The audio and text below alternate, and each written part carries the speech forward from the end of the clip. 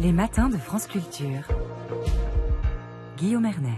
Depuis la pandémie en 2020, donc, la santé mentale des Français s'est profondément dégradée. L'accumulation de nombreuses crises ces derniers mois ne présage en rien son amélioration. Inflation, réchauffement climatique, guerre en Ukraine, attentats, conflits entre Israël et le Hamas. Le monde va mal, mais en ce Blue Monday, vous savez, le jour qui est censé être le plus déprimant de l'année, on va tenter de comprendre les racines de ce mal-être pour tenter peut-être de le guérir ou de le prévenir. Pour ce faire, je suis en compagnie de Cynthia Fleury. Bonjour Cynthia Fleury, Bonjour. Vous êtes philosophe, psychanalyste, directrice de la chaire de philosophie à l'hôpital Sainte-Anne et on vous doit notamment la clinique de la dignité, ouvrage que vous avez publié au Seuil.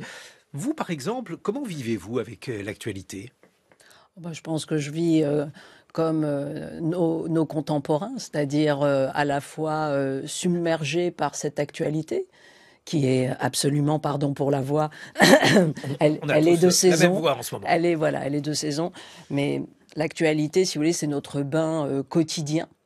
Et effectivement, vous l'avez nommé, je pense qu'il n'y a pas tellement à expliquer, je veux dire, ou à moins d'être totalement inhumain, anesthésié, ce que nous sommes par ailleurs aussi comme stratégie de défense, mais ce qui n'est pas mieux pour s'alimenter et justement lutter contre l'effet déprimant, parce que c'est aussi en gardant sa sensibilité qu'on se protège des effets délétères. Donc l'anesthésie, c'est une solution, entre guillemets, à moyen terme.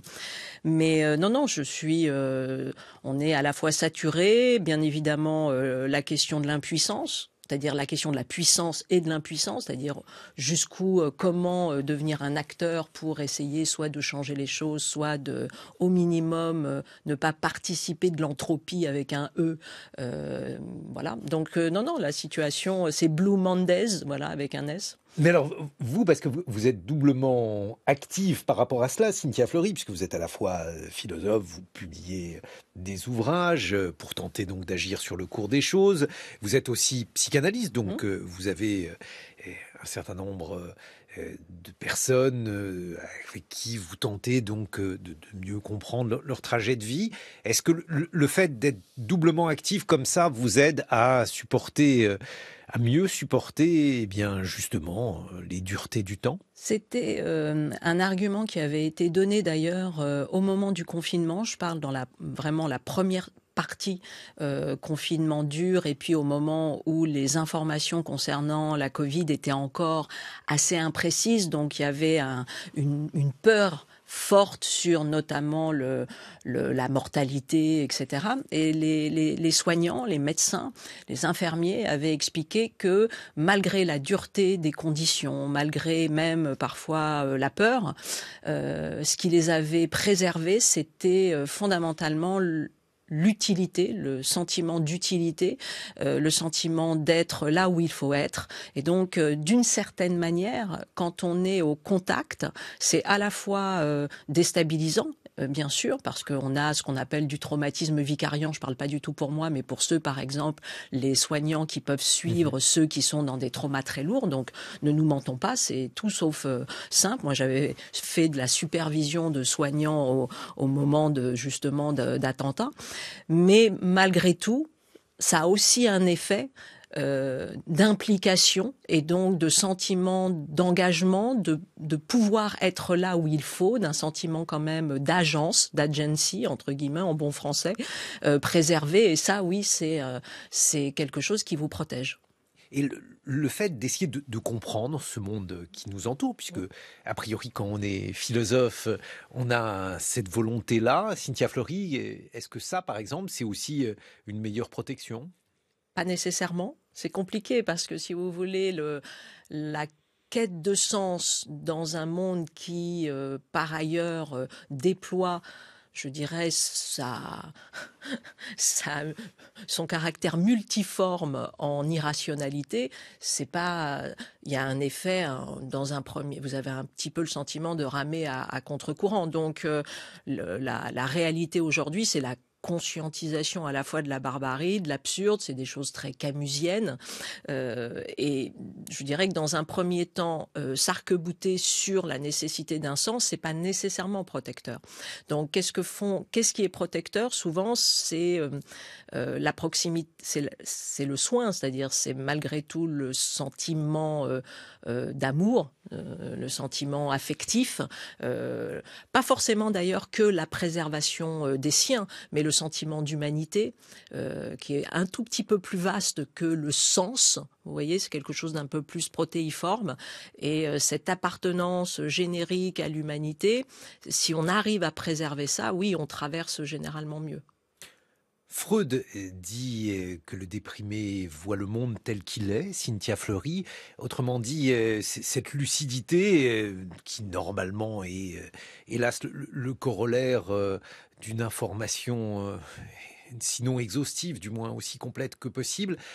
Cela veut dire que finalement, il n'y a pas d'autre échappatoire que la dépression dans ce monde-là? Non, ça ne veut pas dire ça, mais ça veut dire effectivement que oui, il y a un effet réel de désillusion qui est, je dirais, vrai. C'est-à-dire que l'effet de la vérité est un effet violent. Pour autant, si vous voulez, on ne peut pas nier que le monde, ce n'est pas que ça non plus. Et qu'on a naturellement une forme comme ça, de tropisme cognitif où on a tendance à, là encore, à se focaliser sur le pire pour des raisons, je dirais, à la fois évolutionnistes et puis même aujourd'hui, disons-le clairement, culturelles. Parce que c'est ce que nous... C'est-à-dire culturel? Culturel dans la mesure où c'est à la fois notre économie de l'information qui est structurée autour de la mauvaise nouvelle ou en tout cas de la nouvelle la plus impactante. La nouvelle la plus impactante, c'est pas, si vous voulez, la découverte du merveilleux. Je dirais que personne n'a besoin des news 24 heures sur 24 pour découvrir le merveilleux. Donc, pour le coup, vous avez... Par ailleurs aussi, toute une économie de l'information, donc une saturation, une exposition aux informations qui, de toute façon, privilégie la voie du négatif. Bon, il n'empêche que, ça n'empêche pas que c'est vrai. Hein. Donc, pour vous dire que non, à un moment donné, il faut pouvoir trouver une manière de focaliser sur d'autres types d'informations pour essayer de contrebalancer ou du moins de se nourrir aussi de quelque chose qui n'est pas que mortifère. Mais ça vous arrive de vous dire, vous avez le droit de critiquer les journalistes, de critiquer Cynthia Fleury, bien sûr. Ça veut dire que ça vous arrive de vous dire que les médias exagèrent, que leur sélection négative des actualités est quelque chose de trop déprimant, pour être honnête? Je dis, c'est pas une accusation ni de malhonnêteté. Je parlais de malhonnêteté intellectuelle. Oui, non, mais en l'occurrence, c'est ni une accusation de malhonnêteté, ni d'exagération, c'est un biais. Si vous voulez, donc au minimum, on peut le souligner et dire aux uns et aux autres, oui, bon ben voilà, il y a une focale qui est délibérément aussi qui porte là-dessus, alors qu'elle pourrait aussi porter sur autre chose. Ça veut pas dire ça n'empêche pas, si vous voulez, la vérité des informations, mais on peut pas nier cette focale. Mais justement, chez les philosophes, a priori, les gens heureux sont plutôt rares. Qu'en pensez-vous?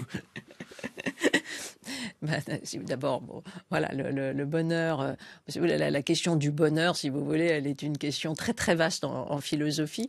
Je dirais que le travail, en tout cas collectivement parlant, c'est moins de s'attacher au bonheur des uns et des autres parce que ça a quelque chose d'assez directif et généralement assez contre-productif. En revanche, on essaye justement de produire des conditions de possibilité de ce bonheur. Et justement, dans la clinique de la dignité, c'est aussi un peu ça. C'est-à-dire comment on préserve des conditions d'émergence, non seulement d'émergence, mais aussi de pérennisation, de protection contre le malheur, en tout cas, si ce n'est le bonheur. Parce que justement, la dignité, une forme de décence, bref, ce que vous plaidez dans ce dernier livre, La clinique de la dignité, que vous avez publié aux éditions du Seuil, est-ce que ça permet justement, Cynthia Fleury, de mieux préserver notre santé mentale, ou en tout cas la manière dont on perçoit le monde? Ah, très clairement. Et d'ailleurs, souvent, vous avez un impact du sentiment de manque de dignité en tout cas récurrent, je ne parle pas de manière comme ça sporadique, mais quelque chose qui est rémanent, ce sentiment-là, à un moment donné, a un impact sur la santé mentale. Oui, il provoque d'abord une mésestime de soi, etc. Mais les expériences répétées de mépris, d'humiliation produisent nécessairement à un moment donné un impact qui va soit de la dépression, soit au contraire d'une bouc émissarisation d'autrui, en tout cas de troubles, de sentiments d'hostilité récurrents, de rumination, de ressentiment, que sais-je. Donc vous avez quantité de symptômes qui sont liés à l'intériorisation à un moment donné du sentiment de manque de dignité. Mais alors, ça aussi, ça participe bien sûr de ce climat et de cette sensation que nous traversons une époque particulièrement dure.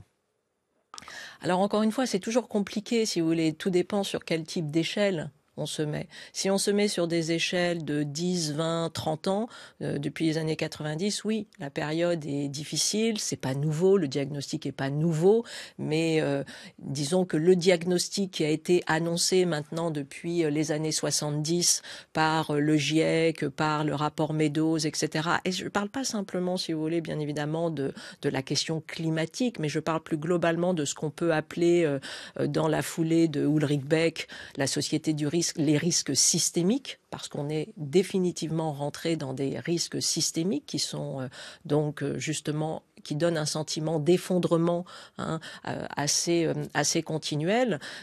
Cette vérité-là, oui, elle donne un sentiment que de nouveau la modernité est une fabrique de situations indignes, alors que les années 70-80 nous avaient éloignés de ce sentiment-là.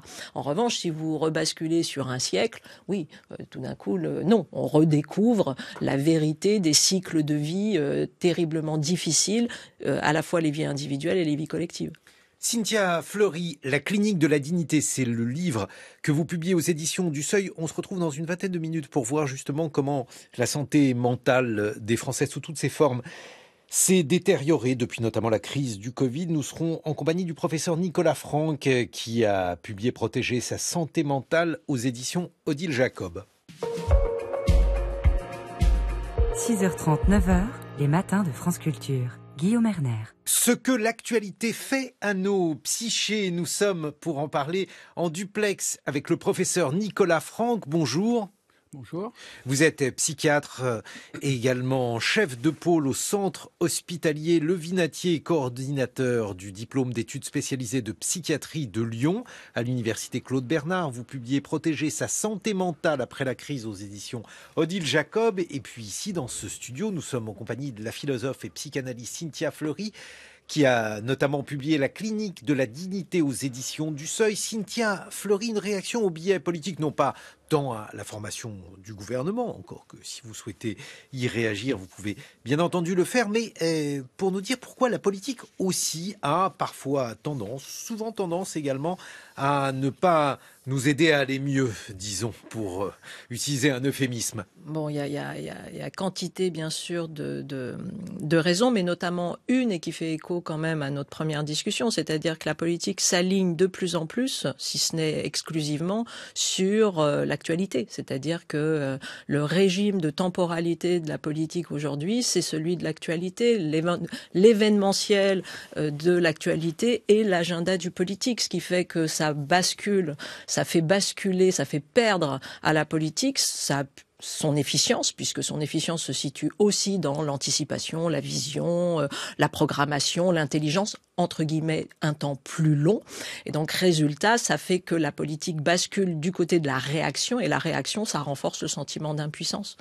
Et le fait que les utopies soient mal en point, Cynthia Fleury? Alors ça, c'est compliqué parce que les utopies, elles sont à la fois mal en point et en même temps, je dirais que les grands récits, si vous voulez, ce grand mythe aujourd'hui des grands récits, il n'est pas tout à fait au même endroit. C'est-à-dire, on ne conduit pas aujourd'hui les individus comme on conduisait hier les foules, les masses.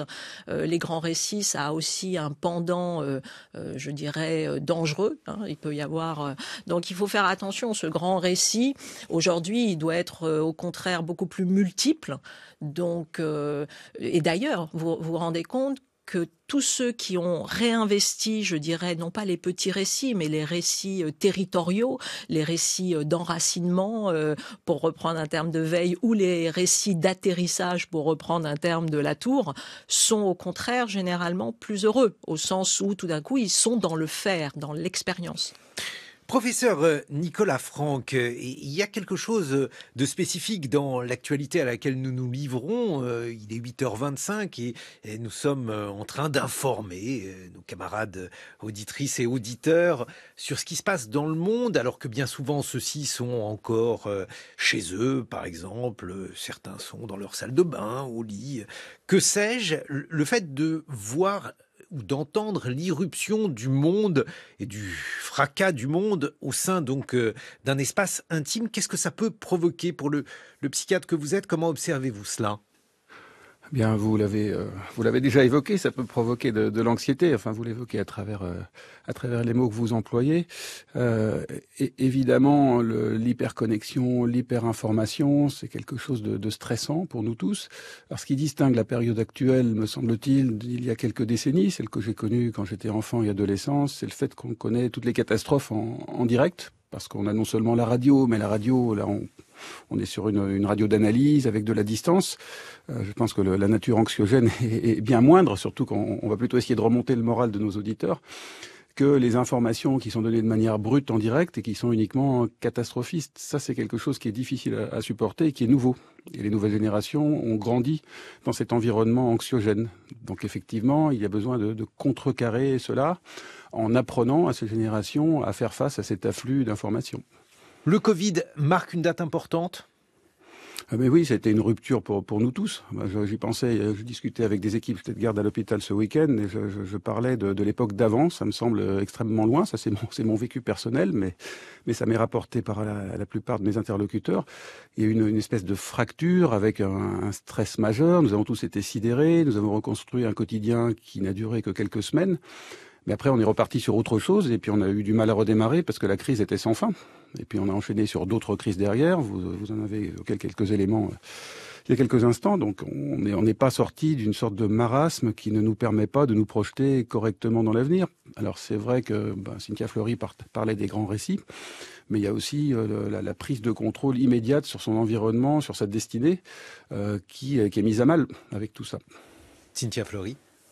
Oui, pour aller dans le même sens, l'OMS d'ailleurs, au moment du confinement, avait indiqué à tous ceux qui ressentaient un sentiment comme ça, à la fois de saturation et puis d'anxiété très fort, que la surexposition et même l'exposition tout court, parce qu'aujourd'hui quasiment l'exposition est une surexposition aux informations, était un facteur qui venait justement, avoir un impact sur la santé mentale. Et il y a d'ailleurs une pratique, professeur Nicolas Franck, qui est de plus en plus commune, avant même parfois d'ailleurs d'allumer la radio dans nos lits. Et nous ouvrons nos smartphones et on est exposé à l'actualité de la nuit. Le doom scrolling, pour prendre ce mot, cet anglicisme. Comment vous dites, parce que la liaison n'était... C'est doom scrolling. c'est un anglicisme qui décrit le fait qu'on scrolle, qu'on parcourt les nouvelles anxiogènes le matin. Alors effectivement, ça évoque la nécessité d'avoir un petit peu de planification, de contrôle sur tout ça, enfin d'y prendre garde en tout cas. Cette irruption, vous avez fait allusion tout à l'heure de nouvelles qui sont souvent inquiétantes parce qu'on est sur des faits divers, on est sur la guerre, les guerres, toutes les catastrophes qui viennent d'arriver dans le monde. Tout ça, c'est extrêmement inquiétant et c'est trop immédiat. En fait, il faut prendre de la distance avec l'immédiateté pour faire face à notre quotidien actuel. Et pour ça, il faut se mettre des règles. Moi, j'ai un de mes collaborateurs qui, par exemple, s'interdit de regarder Internet dans sa chambre. Qui met des horaires, un nombre d'heures maximum avant d'aller sur Internet. C'est ce type de règle qui peut nous protéger et qui peut nous éviter d'être exposés de manière excessive aux écrans, parce qu'on y passe un nombre d'heures considérable qui grandit d'année en année, et finalement, pour peu de choses très constructives. En fait, il faut réfléchir à son mode de vie globalement si on veut sortir de ce que vous évoquez là. Je vous vois opiner du chef, Cynthia Fleury. Oui, parce que en l'occurrence, il y a un double péril, si j'ose dire. Il y a ce péril-là d'une surexposition qui vient provoquer un découragement, dans le meilleur des cas, voire un sentiment d'anxiété fort et une dépression, mais il y a aussi un autre péril qui est tout aussi problématique, qui est l'anesthésie, c'est-à-dire la désensibilisation, si vous voulez, comme stratégie aussi de défense psychique, qui fait que physiologiquement, à un moment donné, on ne capte plus rien, parce qu'on n'y arrive plus. Et le problème, c'est que moralement, par derrière, cette anesthésie générale, elle crée une apathie sociale, morale, qui est dangereuse également aussi pour la conduite des démocraties. Mais professeur Franck, il y a aussi une manière de voir les choses. À l'inverse, il y a d'ailleurs un terme allemand qui traduit bien ça, la Schadenfreude, autrement dit cette joie mauvaise qui peut nous envahir parce que, alors c'est terriblement cynique, mais le fait de voir les malheurs du monde peut aussi nous rassurer lorsqu'on n'est pas touché directement par ces malheurs-là, peut nous rassurer sur notre bien-être ou par comparaison nous faire dire que finalement nous allons mieux que nous ne le pensons. Moi, je crains que cette stratégie ait ses limites. Moi, je pense que quand l'afflux d'informations est excessif, ça ne suffit plus. Ce mécanisme-là est dépassé. Donc, moi, je crois plutôt à la reprise de contrôle et finalement au fait de redevenir acteur. En fait, le problème de tout ça, c'est qu'on est très passif, on est immergé dans plein d'informations qu'on reçoit sans bouger de chez soi. Et que finalement, peu de choses dépendent de nous. Donc la seule manière de reprendre le contrôle, c'est de mieux trier ces informations, d'être actif par rapport à notre lien avec Internet, mais aussi par rapport à notre lien avec notre quotidien. Cynthia Fleury, sur la comparaison, les comparaisons qu'on peut faire entre les malheurs du monde et ses malheurs personnels. C'est compliqué parce qu'effectivement, ça, dans un premier temps, on peut l'imaginer, mais aujourd'hui, en fait, il y a un effet de rétrécissement, si vous voulez, du monde. Et donc, les malheurs du monde se rapprochent. Et donc, il y a une porosité encore plus forte. C'est-à-dire que ce jeu de comparaison ne tient pas longtemps. En fait, il y a un sentiment d'identification fort, et tant mieux, mais un sentiment que, si vous voulez, le malheur tombe toujours un tout petit peu plus près. Et donc, il y a un sentiment de précarité très, très fort. Et le fait, par exemple, de se dire, mon Dieu, demain, moi, ça peut m'arriver, je peux basculer dans cette vie violente, indigne, etc. C'est une peur qui, aujourd'hui, est bien plus forte que... Alors, encore une fois, je parle sur des échelles de temps qui sont celles des 30 dernières années. Professeur Nicolas Franck, justement, la période du Covid, c'est une période où certains ont accusé les médias d'avoir noirci le tableau, d'avoir suscité des craintes qui n'étaient pas des craintes proportionnées au danger que couraient les Françaises et les Français, que couraient les êtres humains. Qu'est-ce que vous en pensez ? Est-ce que vous trouvez que les médias ont trop chargé la barque ? Les médias se sont alignés sur les décisions politiques. Je pense qu'on peut pas trop accuser les médias de ça, dans la mesure où on nous a annoncé la guerre, que tout le monde allait mourir, qu'il fallait absolument se protéger, ne plus voir personne, ne pas parcourir plus d'1 kilomètre autour de chez soi, porter un masque en permanence rapidement, etc. Et qu'il fallait être enfermé pendant 2 semaines, quitte à arrêter le fonctionnement de la société. Non, c'est une question de prise en compte de la santé mentale dans les décisions politiques. Fait-on plus de bien à une population en enfermant tout le monde, quitte à créer 50% de dépression, 50% de troubles anxieux, etc., en sauvant quelques vies qui auraient 50% de troubles anxieux ? De dépression, de troubles anxieux, oui, c'est les taux qu'on avait avec des échelles de troubles anxieux et de dépression, pas forcément des diagnostics cliniques avec un psychiatre. Mais quand on a fait passer des échelles à ce moment-là, regardez les enquêtes de Santé publique France, c'était ça. Et la première enquête de ce type a eu lieu en Chine, c'était début 2020, c'était 50% de troubles mentaux. Donc on a su très tôt qu'on créait des dégâts psychiatriques et psychologiques. Mais néanmoins, moi, ce qui me choquait à l'époque, c'est surtout qu'on disait il y a des questions sanitaires de faire ça, et puis effectivement, il y a des conséquences psychiatriques et psychologiques, comme si la psychiatrie n'était pas dans la santé. Alors que la santé mentale, c'est une des dimensions de notre santé qu'il faudrait prendre en compte lorsqu'on prend de telles décisions. Autrement dit, ce que vous déplorez, ce n'est pas tant la manière dont les médias ont informé sur cette crise sanitaire, mais la manière dont celle-ci a été gérée ?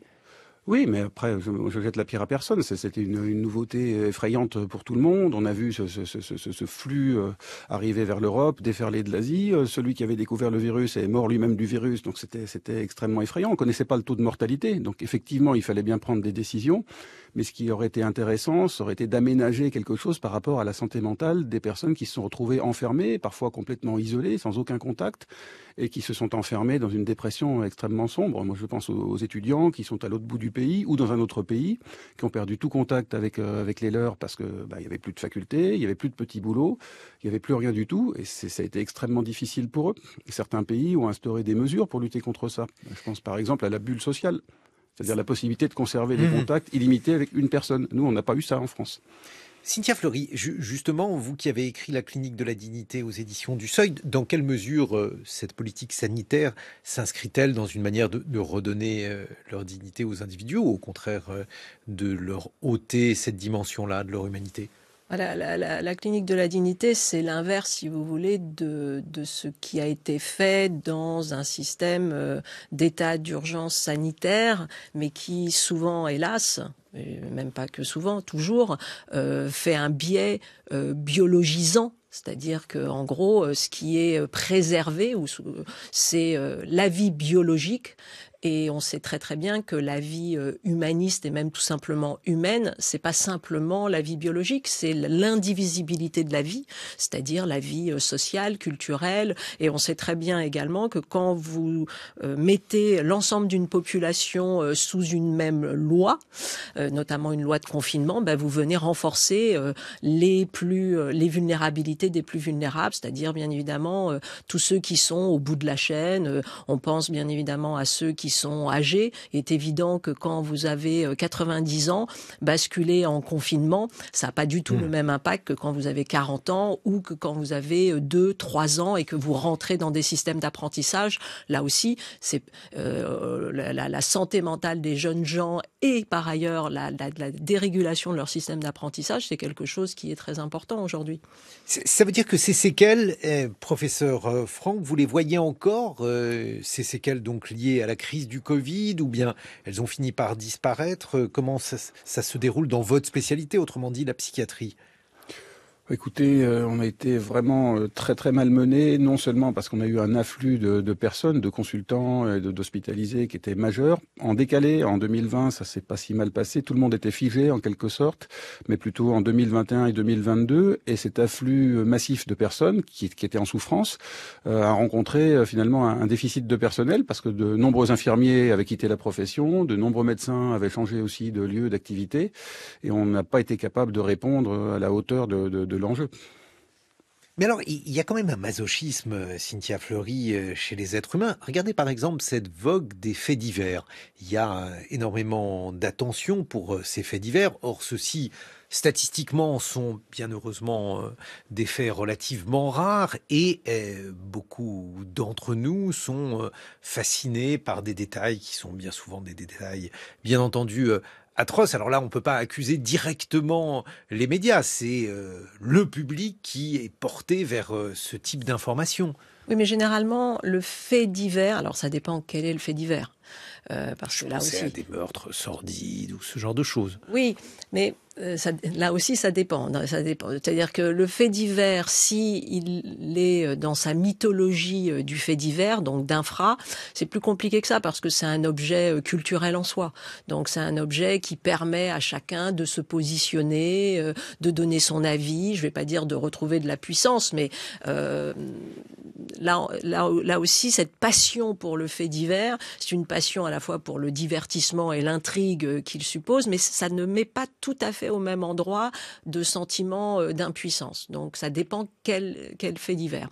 Maintenant, allez, pour essayer de sortir de cette idée du masochisme, etc., on peut quand même dire que malgré tout, et c'est souvent comme ça que ça se passe, c'est-à-dire la Covid a provoqué à la fois une non-considération de la question de la santé mentale, et en même temps, par cette non-considération très forte de la santé mentale, elle a remis quand même en lumière la nécessité de la santé mentale. Je pense qu'il y a eu quand même une déstigmatisation, c'est-à-dire que la psychiatrie qui était ressentie comme étant ceux qui gèrent, entre guillemets, le pathologique et précisément ce qui n'est pas moi, tout d'un coup, on a remis la psychiatrie dans la santé mentale, donc dans la santé.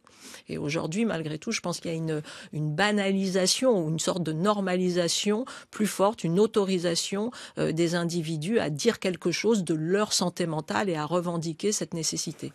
Alors, professeur Franck, je sais bien que vous n'allez pas me répondre en quelques mots parce que les choses ne sont évidemment pas simples, mais si vous deviez tenter justement de nous aider à protéger notre santé mentale, que diriez-vous ? Je dirais qu'il s'agit de réfléchir à son mode de vie, de prendre garde aux écueils qu'on a évoqués tout à l'heure, en termes en particulier de confrontation à tout ce qui est anxiogène. Ça veut dire reconstruire ses liens sociaux, reconstruire son lien à la nature quand on l'a perdu. On vit souvent dans de grandes agglomérations, dans un quotidien très stressant. Ça veut dire prendre soin de soi, ça veut dire prendre soin des autres. Moi, je crois aussi, pour aller dans la suite de ce que vient de dire Cynthia Fleury, qu'il faut élever le niveau de culture de la santé mentale, de culture de santé mentale en France, en particulier concernant tout ce qui nous protège, ce que je dis là, mais aussi par rapport aux troubles courants, anxiété, dépression, ou aux troubles plus sévères, parce que la déstigmatisation, elle doit être globale. Donc tout ça va ensemble. Je pense que l'attention qui a été attirée, et je souscris complètement à ce qui a été dit pendant la crise du coronavirus, doit être mise à profit pour s'intéresser à ce champ-là. Et donc le message principal, c'est prenez le contrôle de votre quotidien pour vous sentir mieux et faites attention à ça. Cynthia Fleury. Oui, sincèrement, on sait à quel point tout ce qui remet du pouvoir-faire, déjà de l'expérience, du présentiel, puisque maintenant c'est le terme un peu terrible, mais c'est vrai que c'est absolument déterminant. Vous avez les travaux d'Antonovsky sur ce qu'il appelle la salutogénèse, c'est-à-dire la salutogénèse, la fabrique de la santé, justement. Et Antonovsky avait travaillé sur les survivants de la Shoah pour essayer de comprendre qu'est-ce qui venait préserver leur santé à eux alors qu'ils avaient traversé par ailleurs les pires traumas. Mais aujourd'hui, on parlait à l'instant de la place... C'est peut-être si la réponse était dans la question, je veux dire si le fait d'avoir traversé le pire... Non. Pas nécessairement. Donc non, parce que là aussi on a des travaux assez forts et non, on a à la fois traversé le pire, il n'y a pas d'effet de causalité sur le fait de traverser le pire qui provoque une résilience immense, on peut avoir les deux catégories. Donc on cherche, c'est l'une des choses les plus compliquées, c'est les mécanismes de la résilience chez l'être. Pourquoi tel ou tel être va fabriquer cette capacité de faire face? Il n'empêche que la nature dans la salutogénèse, c'est important. On sait tout à fait que la luminosité naturelle, la biodiversité, et on n'a même pas besoin que ce soit de la biodiversité remarquable, ça peut être de la biodiversité ordinaire, tout ça a les forêts, l'air, etc. Toute cette reconnexion à la nature, on sait que c'est absolument déterminant pour justement récupérer de la santé mentale. De la santé tout court. Merci beaucoup Cynthia Fleury. La clinique de la dignité, c'est le livre que vous avez publié aux éditions du Seuil. Professeur Nicolas Franck avec un autre professeur, Frédéric Hesébert. Protéger sa santé mentale après la crise, c'est votre ouvrage publié aux éditions Odile Jacob.